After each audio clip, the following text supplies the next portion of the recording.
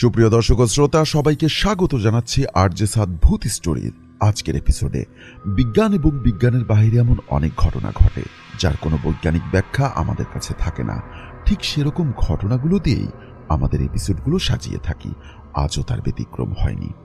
আজ আমরা শুরু করব একটি ইমেল দিয়ে। ইমেলটি আমাকে পাঠিয়েছেন সোহান বগুড়া থেকে। সোহান ঠিক যেভাবে লিখেছে আমি সেভাবেই পড়ার চেষ্টা করছি। তো চলুন আর কথা না বাড়িয়ে আমরা সরাসরি চলে যাই আমাদের আজকের ঘটনার মূল অংশে।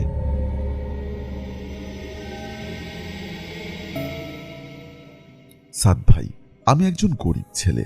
এইচএসসি পর্যন্ত পড়েছি। 4-5 বছর আগে একজন বেকার যুবক ছিলাম। চাকরির জন্য অনেক চেষ্টা করেছি। পরিবারের অভাব থাকা সত্ত্বেও কঠোর পরিশ্রমের কাজ করতে লজ্জা পেতাম। খুব দুশ্চিন্তায় থাকতাম।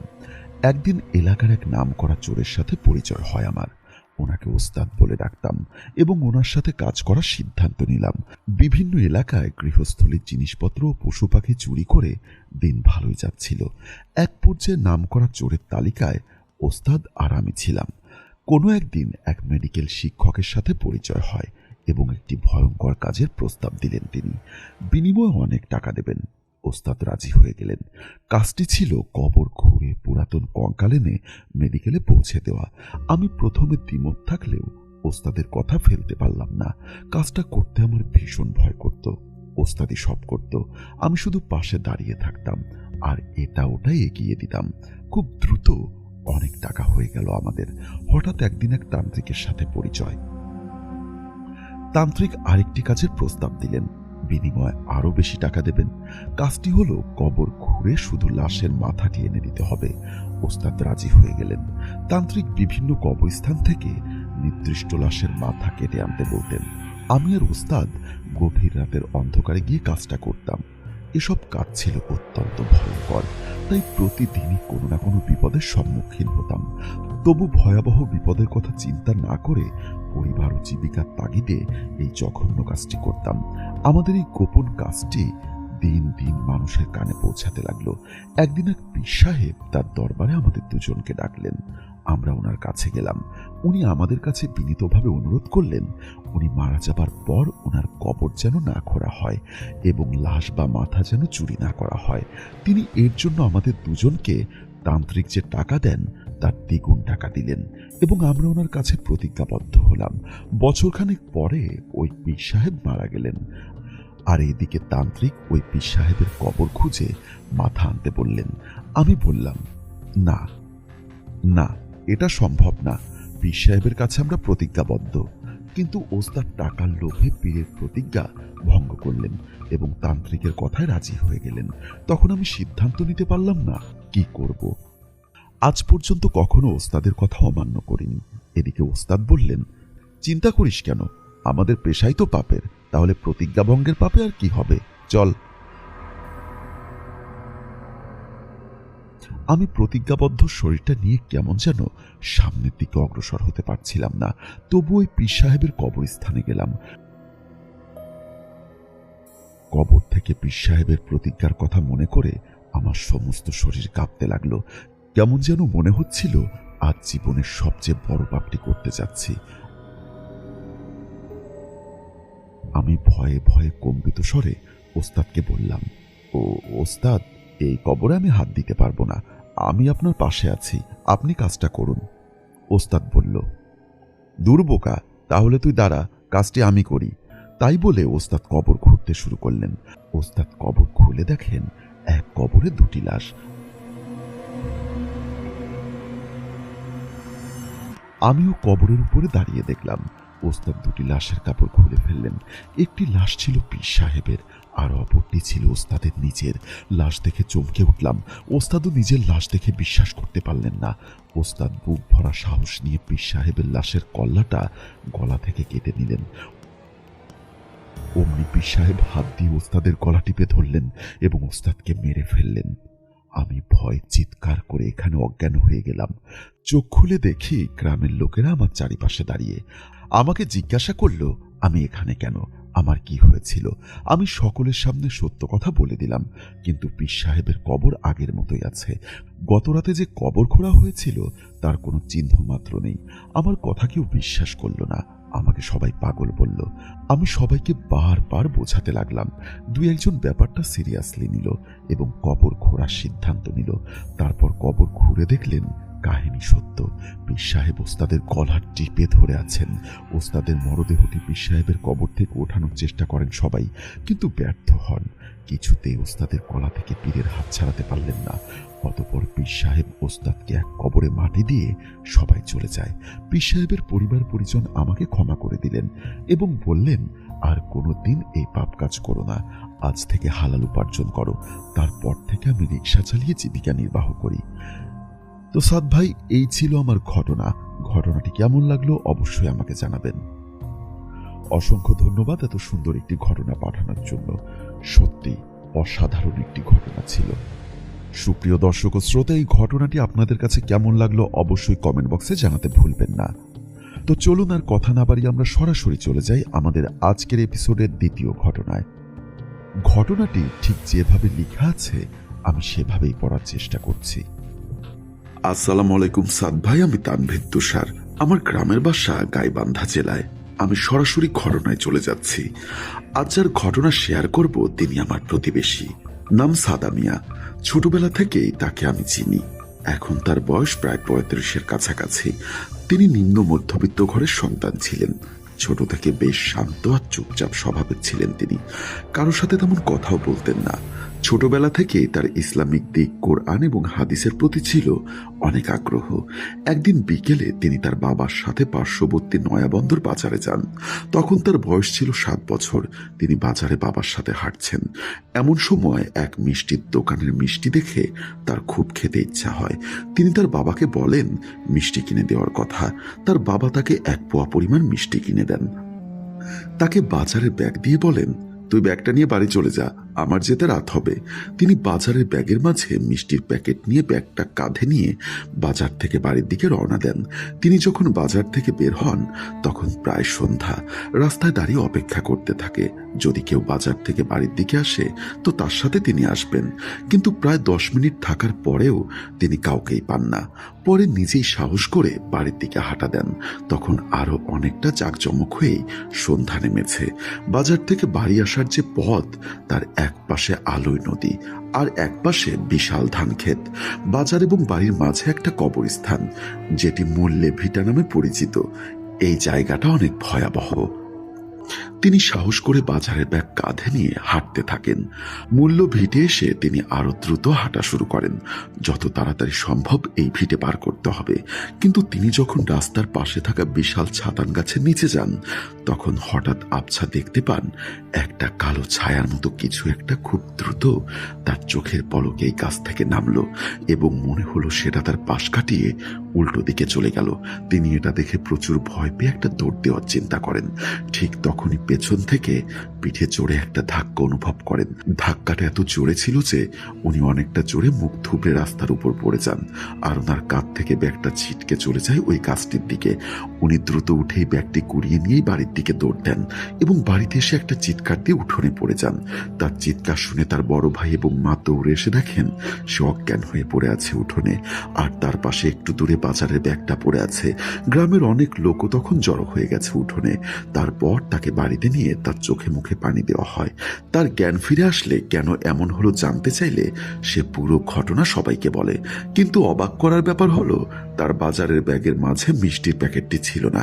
রাস্তায় পড়ে যাবার সময় মিষ্টির প্যাকেট পড়ে গেছে এটা ভেবে তার বড় দুলাভাই লাইট নিয়ে সেই রাস্তার মূল্যে ভিটে ভালো করে খুঁজেও মিষ্টির প্যাকেটের চিহ্ন পাননি। তারপরে স্থানীয় এক হুজুর এসে তাকে পানি পড়া দেন এবং ঝাড়ফুঁক করে দেন। এর কিছুদিন পরে তাকে বাড়ি থেকে দূরে একটা মাদ্রাসায় ভর্তি করিয়ে দেওয়া হয়। মাদ্রাসাটা আবাসিক।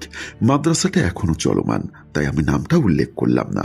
মাদ্রাসার পাশে একটা বিশাল পুকুর, আর পুকুরের এক পাশে জঙ্গল, অপর পাশে বিশাল ধান ক্ষেত। এই মাদ্রাসার পাশে সেই সময় তেমন কোনো বাড়ি ছিল না। পুরো নির্জল নারকেল আর সুপারি গাছের বাগানের একপাশে ছিল এই মাদ্রাসা। মাদ্রাসায় নতুন কোনো ছেলে আসলে প্রথম দিকে খুব সমস্যায় পড়তে হতো তাকে। মাদ্রাসার এক রুমের মেঝেতে প্রায় 20 জন করে ছাত্র ঘুমতো সে সময়, আর প্রতি রুমে তাদের সাথে একজন করে হুজুর ঘুমতো। সাদা মিয়া যখন ভর্তি হয় তখন শীতের সময়, চারিদিকে ঘন কুয়াশায় আচ্ছন্ন থাকে দিনের অনেকটা সময়, আর রাত হলে তো লাইটের আলোতেও সামনের 2 হাত জায়গায় স্পষ্ট দেখা যায় না। তিনি ভর্তি হবার পর 2 দিন কোনো সমস্যা ছাড়াই কাটে। তৃতীয় দিন রাতে একটা অদ্ভুত স্বপ্ন দেখেন তিনি। স্বপ্নের মাঝে তিনি দেখেন মাদ্রাসার পাশে পুকুর থেকে একটা কালো অবয়ব আস্তে আস্তে পানির উপরে ভেসে উঠছে, আর তিনি পুকুর পাড়ে একা দাঁড়িয়ে অবয়বটা তার সামনে এসে থেমে যায়। একটা হাত বাড়িয়ে তাকে নাম ধরে নিজের দিকে ডাকতে থাকে। এটা দেখে তার ঘুম ভেঙে যায়, কিন্তু তিনি খেয়াল করেন ঘুম থেকে ওঠার পরেও তিনি সেই অবয়বটার ডাক শুনতে পাচ্ছেন। মনে হয় পুরো পুকুরের পাড়ের দিক থেকে ভেসে আসছে সেই করুণ ডাক। তিনি প্রচণ্ড ভয় পেয়ে পাশের একজনকে ডেকে তোলেন। সেই ছেলে ওঠার সাথে সাথেই ডাকটাও থেমে যায়, আর শোনা যায় না। এরপরে রাতে তার ঘুম আসছিল না, এপাশ ওপাশ করে সময় কাটছিল। হঠাৎ একটা মৃদু কান্নার শব্দ ভেসে আসতে লাগলো তার কানে। খুব বেশি মনোযোগ না দিলে যেন শব্দটা ঠিক ভালোভাবে শোনাই যায় না। কান্নাটা রাতের শব্দের সাথে যেন পাল্লা দিয়ে পারছে না ঠিক মতো। একবার ক্ষীণ সুরে ভেসে আসছে, তো আবার তা মিলিয়ে যাচ্ছে। সেদিন রাতে এভাবেই তিনি ঘুমিয়ে যান। এর পরদিন রাতে কান্নাটা যেন আরো অনেক স্পষ্ট। একদম রুমের সাথে দাঁড়িয়ে কেউ কান্না করছে এমন মনে হচ্ছে। ঠিক সে সময় বিকট একটা শব্দ হয় টিনের চালে। প্রায় সবাই ঘুম থেকে উঠে যায়। মাদ্রাসার হুজুরেরা বাহিরে গিয়ে দেখেন একটা প্রকাণ্ড পাথর পড়ে আছে উঠোনে। যদিও এমন পাথর একা কেউ এভাবে উপড়ে ফেলতে পারবে না টিনের চালে। সবাই সে রাতের মতো আবার ঘুমিয়ে যান, কিন্তু পরদিন সকালে উঠে কেউ আর পাথরটা খুঁজে পায় না, যেন গত রাতের কোনো চিহ্নই নেই। কিছুদিন পরে নতুন একটা ছাত্র ভর্তি হয় সেই মাদ্রাসায়। সে থাকতো সাদা মিয়ার পাশের রুমে। একদিন এক হুজুর মাঝরাতে দরজা খোলার শব্দ পেয়ে ওঠেন। দেখেন রুমের দরজা হালকা খোলা। মাদ্রাসার একটা নিয়ম ছিল, কেউ রাতে উঠে টয়লেটে গেলে সেই রুমে একা হুজুরকে ডেকে তার সাথে নিয়ে যেতে হবে। যেহেতু টয়লেট ছিল থাকার রুম থেকে একটু দূরে, হুজুর দরজা খোলা দেখে চিন্তা করলেন কে গেল বাইরে, তাকে ডাক দিল না কেন। তিনি হাতে লাইট নিয়ে বাইরে যান দেখতে। দরজা দিয়ে বের হয়ে একটু সামনে এগোতেই দেখেন সেই নতুন ছাত্র একভাবে হেঁটে চলেছে পুকুর পাড়ের দিকে। হুজুর পেছন থেকে ডাক দিলেও নতুন ছেলেটা মনে হয় কিছুই শুনতে পাচ্ছে না। সে একেবারে আস্তে আস্তে হেঁটে যাচ্ছে পুকুর পাড়ের দিকে। হুজুর দৌড় দিয়ে ছেলেটাকে পেছন থেকে ধরে একটা ঝাঁকি দেন। সাথে সাথে সে চমকে উঠে হুজুরকে বলে, এ কি, আমি এখানে কেন, এখানে কিভাবে আসলাম? হুজুর তাকে সবকিছু বলে।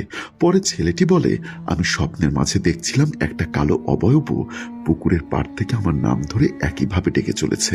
এমন সুর করে ডাকছে যে এটা উপেক্ষা করার কোনো উপায় ছিল না। এরপরে আমি বিছানা থেকে উঠে দরজার কাছে গিয়ে দরজা খুলে ফেলি। তারপরে আর কিছুই মনে নেই আমার।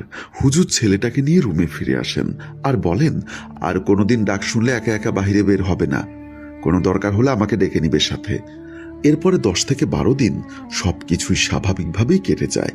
তারপরে এক ভোরে সেই রুমের দায়িত্বে থাকা হুজুর ফজরের নামাজের জন্য সবাইকে ডেকে তোলা শুরু করেন। তখন তিনি দেখতে পান সেই নতুন ছেলেটার বিছানা খালি। দরজার দিকে তাকাতেই দেখেন দরজাটা খোলা। তিনি লাইট হাতে দৌড়ে বাইরে গিয়ে এদিক ওদিক খুঁজতে শুরু করেন। মাদ্রাসায় থাকা বাকি হুজুরদেরও ডেকে তোলেন তিনি। সবাই মিলে খুঁজতে খুঁজতে পুকুরের পাড়ে গিয়ে দেখেন পুকুরের এক কোণে পানির মাঝে উবুর হয়ে ভেসে আছে ছেলেটি। তাড়াতাড়ি করে তাকে পুকুরের পাড়ে তুলে আনা হয়, কিন্তু ততক্ষণে অনেক দেরি হয়ে গেছে। ছেলেটি মারা গিয়ে শক্ত হয়ে হাত পা বেঁকে গেছে। তার চোখ দুটো খোলা, কিন্তু বেশ বড় বড় করে তাকানো। তবে অবাক করা বিষয় হলো ছেলেটার শরীরে কোথাও কোনো আঘাতের চিহ্ন নেই, আর পেটেও কোনো পানি নেই। ঠিক কি হয়েছিল সেই রাতে তার সাথে, তারপর আর জানা যায়নি। এরপর মাদ্রাসার এক হুজুর চারপাশ বন্ধ করে দেন দোয়া পড়ে। এভাবে কেটে যায় অনেকটা সময়। সাদা মিয়া ছুটিতে মাঝে মাঝে বাড়িতে আসতেন। বাড়ি আসার 2টো পথ ছিল, একটা নদীর পাড় দিয়ে, অপরটা লোকালয়ের মধ্য দিয়ে। আলাই নদীর পাড় দিয়ে হেঁটে আসলে অনেক সময় কম লাগে, তাই তিনি বেশিরভাগ সময় নদীর পাড় দিয়ে আসতেন। এমনি এক ছুটিতে বাড়ি আসার সময় সন্ধে হয়ে যায়। তিনি নদীর পাড় দিয়ে বাড়ি আসার সিদ্ধান্ত নেন। মাগরিবের নামাজ শেষ করে তিনি মাদ্রাসা থেকে বের হয়ে একটা বাজার পার করে নদীর পাড়ে নেমে যান। এদিকটায় বাড়িঘর নেই, নদীর পাড়ে কাশবন দিয়ে ভরা। নদীতে তখন অল্প পানি, তাই পাড়ের কাছে অনেক পলিমাটির কাদা। তিনি চিন্তা করেন এই কাশবনের মাঝ দিয়ে এখন যদি যায় তাহলে সাপ আর শেয়ালের একটা ভয় আছে, তাই তিনি নদীতে নেমে যান। পলিকাদার মাঝ দিয়ে হাঁটা ধরেন। গোড়ালি পর্যন্ত বা কখনো তার একটু বেশি কাদায়ের নিচ দিয়ে হেঁটে চলেছেন তিনি। বাজার থেকে 5 মিনিট নদী পথে হাঁটার পরে একটা বাঁক আছে, যেখানে নদীর গভীরতা তুলনামূলকভাবে বেশি। গ্রীষ্মের এই সময় যখন নদীর অন্য জায়গায় পানি শুকিয়ে যায়, এই বাঁকে তখনও গভীর পানি। এই জায়গাটা কখনো শুকায় না। তিনি সেই জায়গায় আসার পর খেয়াল করেন তার পাশের কাশবনের ঝোপের মধ্যে একটা খসখস খসখস শব্দ হচ্ছে। কাশফুলের গাছগুলো একটা জায়গায় দুলছে, মনে হচ্ছে কেউ ভেতরে বসে আছে। তিনি ভাবেন এই সন্ধ্যায় এখানে একা আসা মোটেও ঠিক হয়নি। এবার তিনি নিশ্চিতভাবে শেয়ালের পাল্লায় পড়েছেন। তিনি তার পাশে থাকা নদীতে ভেসে আসা একটা পুরনো বাঁশের ভাঙা অংশ হাতে তুলে নেন, যেন শেয়াল বের হলেই আঘাত করবেন। যা হবার হবে। তিনি প্রায় প্রস্তুতি নিয়ে এবার আঘাত করবেন। ঠিক সে সময় অনেক বছর আগে স্বপ্ন দেখা কালো অবয়বটা বের হয়ে আসলো তার সামনে। এই প্রথম সে তার চেহারা দেখতে পান তিনি। দেখতে অনেকটা মানুষের মতো হলেও তার মুখ ছিল কুচকুচে কালো, পুরো মুখে ছিল ছোপ ছোপ গর্ত, আর চোখে কোনো মনি নেই, পুরোটাই সাদা। তার থেকে মাত্র 2 হাত দূরে হাওয়ায় ভেসে আছে অবয়বটা।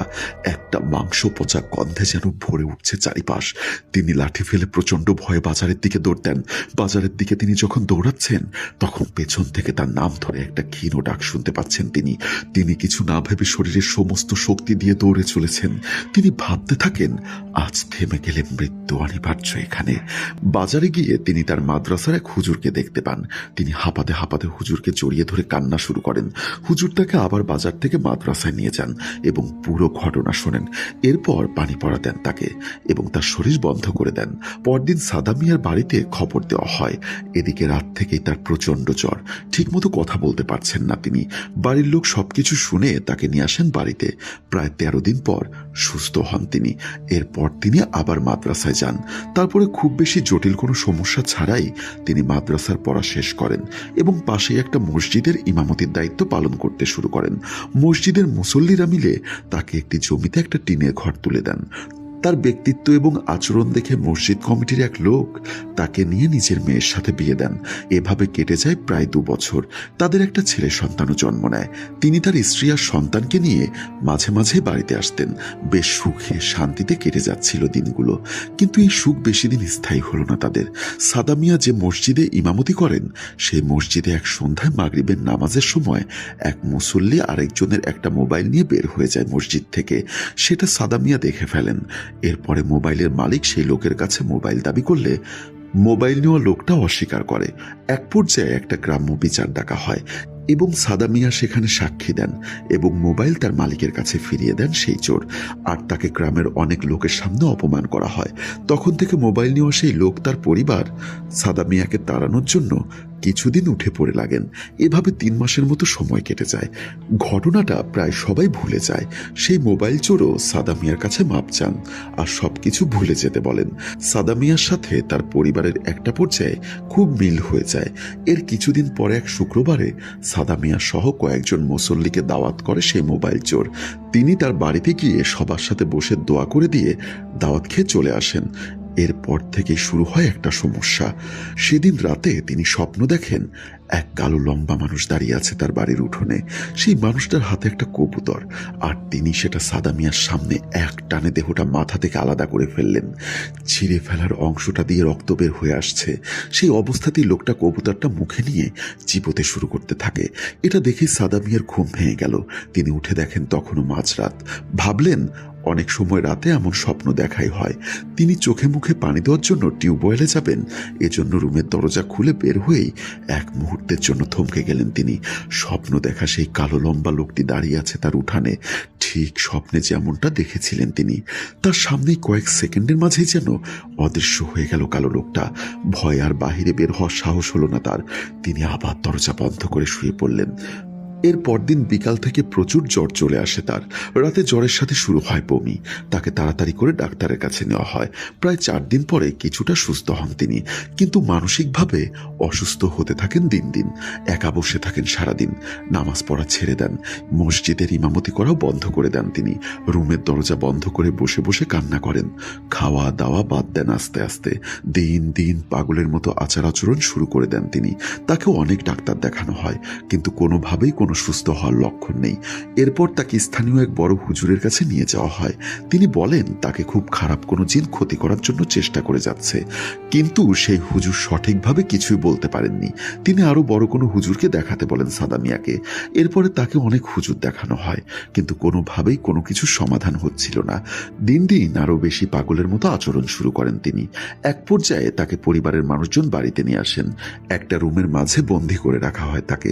কিছুদিন পরে তার স্ত্রী তাকে ডিভোর্স দিয়ে অন্য এক জায়গায় বিয়ে করে নেয়। এভাবে কিছু মাস কেটে যায়। তাকে শুধু দিনে 3 বার খাবার দেওয়া হতো রুমের দরজা খুলে। রুমের বাহির থেকে প্রায় সময় তার সুর করে কান্নার আওয়াজ শোনা যেত। হঠাৎ এক রাতে খাবার দেওয়ার জন্য রুমের দরজা খুলে দেখা যায় তিনি রুমে নেই। দরজা বাহির থেকে তালাবদ্ধ। বাইরে বের হওয়ার আর কোনো উপায় নেই, যেন রুম থেকে একদম অদৃশ্য হয়ে গেছেন তিনি। বাড়ির আশেপাশে সবাই লাইট দিয়ে খুঁজতে বের হন, কিন্তু কোথাও কোনো চিহ্ন নেই তার। হঠাৎ একজন চিৎকার দিয়ে ওঠেন। কয়েকজন লাইট নিয়ে দৌড়ে যান সেদিকে।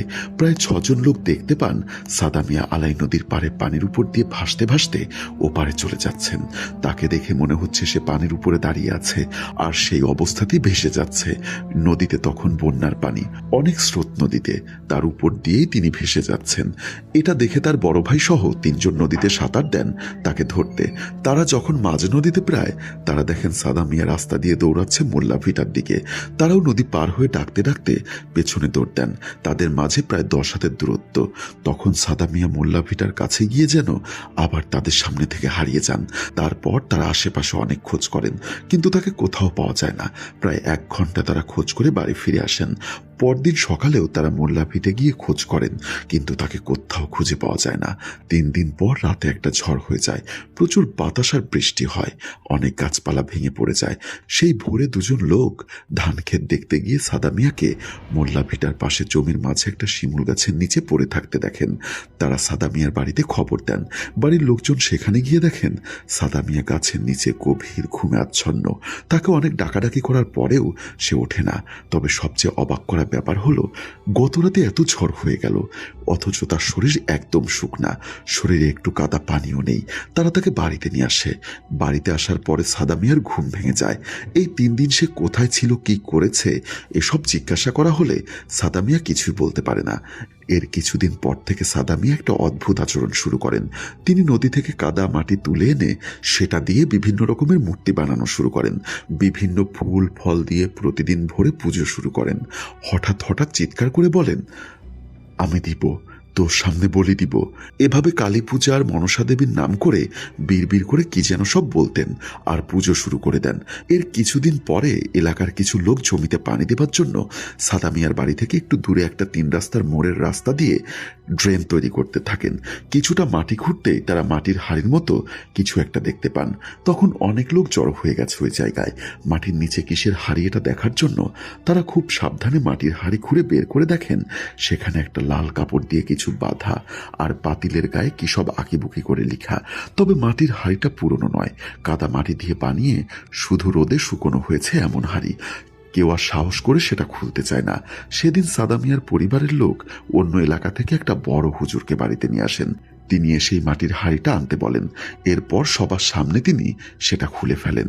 ভেতরে কিছু কাগজ, যা লাল সুতো দিয়ে বাঁধা, জোড়া কবুতরের মাথা বিচ্ছিন্ন অবস্থায় মাথা সহ রাখা, কয়েকটি তাবিজ আর একটা ছোট্ট কালো মূর্তি রাখা, সবগুলো রক্ত দিয়ে মাখানো অবস্থায় সেই হাড়ির ভেতর। তবে রক্ত একদম শুকিয়ে গেছে, কিন্তু কাগজের দাগ আছে। দেখে মনে হয় হাড়ির সব জিনিস এই রক্তে ডুবিয়ে রাখা হয়েছিল। অবাক করা ব্যাপার হলো, কবুতরগুলো পচে যায়নি, সেগুলো যেন শুকিয়ে কাঠ হয়ে গেছে দিন দিন। সেই হুজুর সাদা মিয়াকে আসতে বললেন।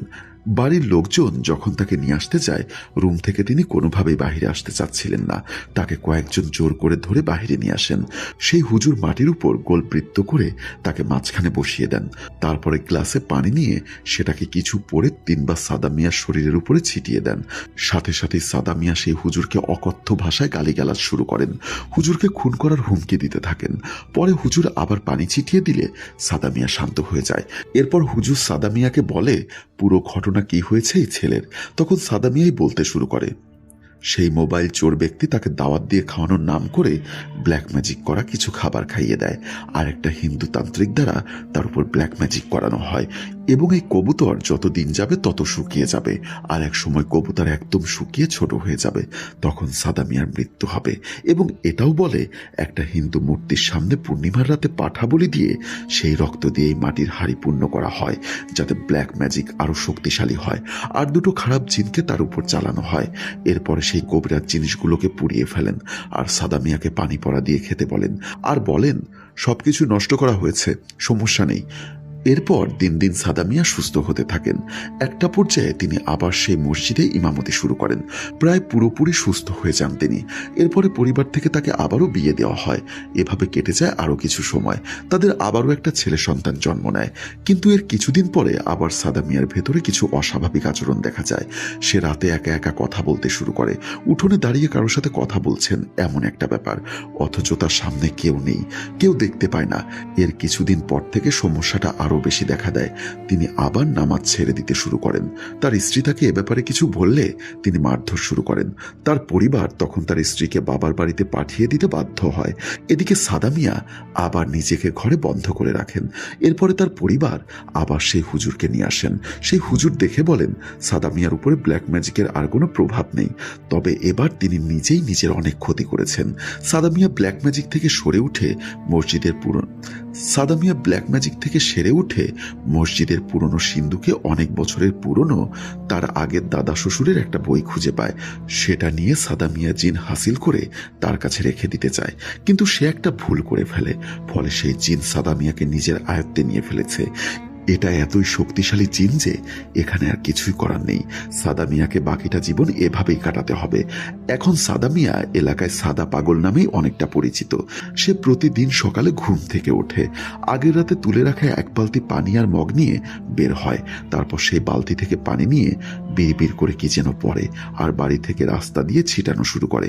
প্রায় 1/2 কিলোমিটার রাস্তা প্রতিদিন সকালে এভাবে পানি ছিটিয়ে দিতে থাকে। তাকে কেউ কিছু জিজ্ঞাসা করলে এ ব্যাপারে কোনো উত্তর দেন না তিনি। এরপরে তিনি পাঞ্জাবি পরে একটা ব্যাগ কাঁধে নিয়ে লাঠি হাতে নিয়ে বের হয়ে যান। রাস্তা দিয়ে যখন হাঁটেন তখন একটানা বিড় করে কিছু একটা পড়তে থাকেন। এক মুহূর্তের জন্য চুপ করেন না। তিনি কিছুক্ষণ পরপর উচ্চস্বরে অস্পষ্টভাবে কিছু একটা বলে তার লাঠিটা মাথার উপরে 2 বার ঘোরায়। সারা দিন কই থাকে কি করে কেউ কিচ্ছু জানে না। এসার আগে বাড়িতে ফেরেন। তিনি একে একে এসে রান্না করেন। তিনি এসব চাল বা বাজারের টাকা কই পান তা কেউ জানে না। তিনি রান্নার সময় বা হাঁড়ি পাতিল ধোয়ার সময় কারোর সাথে কথা বলেন, হাসাহাসি করেন। মনে হয় তার সামনে কেউ বসে তার সাথে কথা বলছে। সে উত্তর দেয়, আবার বিভিন্ন প্রশ্ন করে, কিন্তু তার সামনে কেউ নেই, কিছুই দেখা যায় না। সাদা মিয়া এখন আর কারোর সাথে কথা বলে না। সে নিজের মতো একা একা কথা বলে সময় কাটিয়ে দেয় পুরো দিন।